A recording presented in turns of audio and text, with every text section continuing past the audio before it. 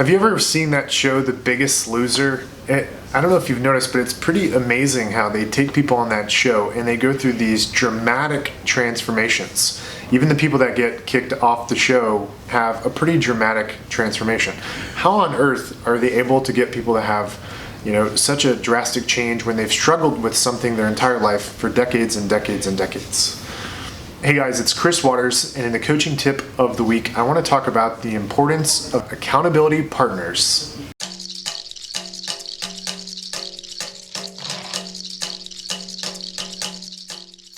So as you're going about building your business or whatever role it is you are performing within an organization, if you want to get better, you need to raise the stakes. And if you've ever walked into a gym, for example, and you see somebody working with a trainer, ask yourself, do you think that person would do more reps in the gym by themselves or with the trainer? And I think the answer is pretty self-explanatory. I think we would all work a little bit harder with the trainer sitting next to us. Unfortunately, we can't all pay for a trainer to work with us at the gym, but we can get accountability partners.